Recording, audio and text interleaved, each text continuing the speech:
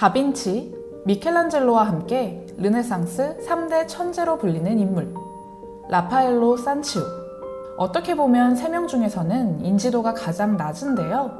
하지만 서양 미술 역사에서 그가 차지하는 위치는 결코 가볍지 않습니다. 19세기 영국의 젊은 예술가들이 고전 미술을 부정하고 나섰을 때 내세운 이름은 다름 아닌 라파엘 전파였죠.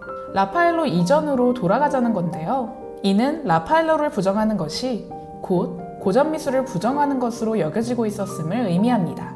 고전 미술의 대명사였던 라파엘로, 그리고 그의 정수가 담긴 작품, 바로 아테네 학당입니다. 르네상스 화가들은 진정한 창의력이란 현실을 얼마나 있는 그대로 그리느냐에 있다고 생각했습니다. 사실 평평한 2차원 종이 위에 3차원 공간을 완벽하게 재현하는 건 쉬운 일이 아닙니다.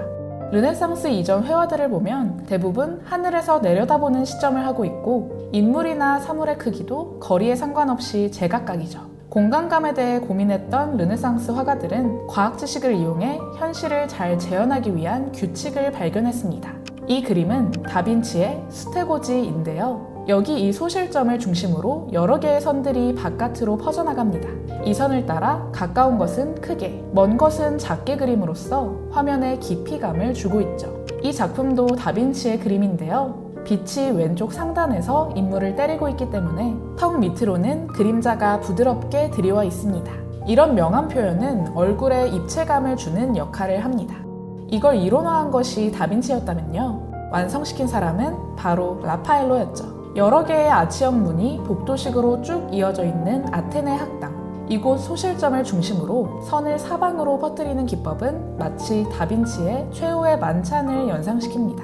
하지만 최후의 만찬 속 인물들이 한 줄로 나열되어 있는 반면 아테네 학당은 무려 54명의 인물들을 두 줄로 배열해 더욱 장대한 구성을 드러내고 있죠. 또 인물의 옷과 표정은 명암법 덕분에 매우 사실적으로 표현되어 있습니다. 현실을 작품 속으로 고스란히 끌어들이려 했던 르네상스 예술가들의 고민과 노력들, 그 정수가 바로 이 작품 속에 담겨 있죠. 그런데 작품 속 사람들은 지금 무엇을 하고 있는 걸까요? 이성과 지혜를 상징하는 신, 아폴론과 아테나 석상이 암시하고 있는 것처럼요. 이 작품은 고대의 위대한 학자들을 묘사한 상상화입니다. 예를 들어 이 사람은 기하학의 토대를 세운 수학자 유클리드인데요. 그는 학생들에 둘러싸여 컴퍼스로 도형을 그리고 있고, 한 학생은 무릎까지 꿇은 채 열심히 바라보고 있죠. 유클리드 뒤로 지구본을 들고 있는 사람은 조로아스터교를 창시한 짜라투스트라입니다. 철학자 니체의 책 짜라투스트라는 이렇게 말했다로 유명한 바로 그 사람이죠. 그리고 옆에 천구를 들고 있는 사람은 천동설을 완성한 프톨레마이오스입니다. 왼쪽으로 시선을 옮기면 피타고라스가 나오는데요. 그는 노트에 뭔가를 적고 있습니다. 자신이 정립한 수학이론인 피타고라스 정리를 적는 건 아닐까요? 뒤에서 고개를 쭉 내밀고 있는 이 사람은 이븐 루시드인데요. 그는 아리스토텔레스의 사상을 아랍어로 번역해 이슬람 세계에 소개한 이슬람 학자입니다. 그의 책이 나중에 유럽으로 역수입되면서 유럽에 아리스토텔레스 열풍을 일으키기도 했죠. 이븐 루시드가 이 그림의 유일한 이슬람 학자라면 그 옆에 흰옷을 입은 여성은 유일한 여성인데요. 그는 최초의 여성 수학자였던 히파티아로 추정됩니다. 그는 뛰어난 학식으로 많은 존경을 받았는데 수많은 구원을 전부 거절하고 평생 독신으로 살았습니다. 그 위로는 소크라테스가 있습니다. 소크라테스는 산파법이라는 독특한 교습법을 발전시킨 철학자인데요. 산파법이란 교사가 계속해서 질문을 던짐으로써 학생이 스스로 더 촘촘한 의견을 구성하도록 유도하는 것을 말합니다. 소크라테스는 산파법을 통해 사람들이 자기가 안다고 생각하는 것을 깨나갔습니다. 이는 소크라테스의 유명한 명제로 이어지죠. 너 자신을 알라. 말이야 좋지만 듣는 학생 입장에서는 꽤 고역이었을 겁니다. 사람들의 못마땅한 표정에서 이것을 추측할 수 있죠. 이 인물들은 하나의 소실점에서 퍼져나가는 각각의 선상에 위치해 있는데요. 선들이 모이는 소실점에는 이 그림에서 가장 중요한 두 인물이 서 있습니다. 손가락으로 하늘을 가리키고 있는 플라톤과 손을 쫙 펴서 땅을 가리키고 있는 아리스토텔레스입니다. 이처럼 상반된 포즈는 두 사람의 학문적 차이를 보여주는 것이기도 한데요. 플라톤은 본질은 현실 밖에 있다고 생각했습니다. 때문에 이곳은 인간의 지각으로는 경험할 수 없고 오직 순수 이성을 통해서만 접근할 수 있다고 생각했죠. 이걸 이데아론이라고 합니다. 이데아란 본질을 품은 세상이라는 뜻입니다. 반면 아리스토텔레스는 본질이 현실에 있다고 생각했는데요. 하나하나의 사물들을 관통하는 공통된 성질이 바로 본질이라고 믿었기 때문입니다. 따라서 아리스토텔레스에게 있어 중요한 건 이데아가 아닌 현실이 되죠.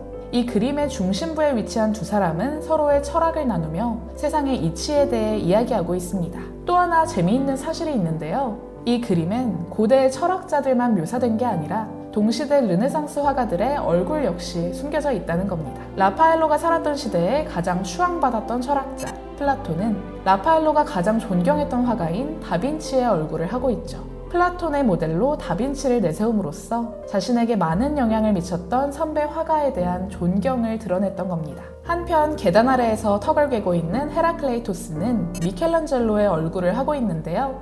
상당히 염세적이었던 철학자 헤라클레토스, 그리고 외골수적 성격 때문에 사람들과 자주 마찰을 일으켰던 미켈란젤로는 서로 연결되는 지점이 있죠.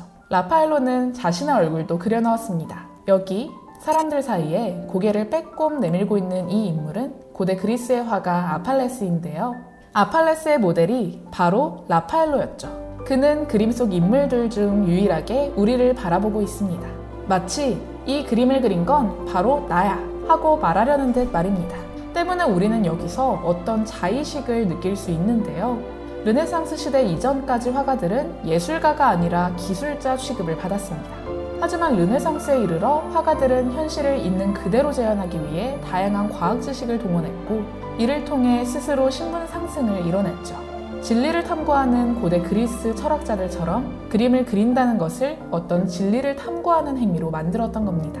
때문에 화가들이 예술가로서 어떤 자의식을 형성하기 시작했던 것도 바로 이 무렵부터입니다. 우리에게 시선을 던지고 있는 라파엘로는 바로 그 자의식을 드러내고 있는 게 아닐까요? 르네상스 시대 최고의 걸작으로 손꼽히는 아테네 학당. 여러분에게 이 그림은 어떻게 다가오시나요?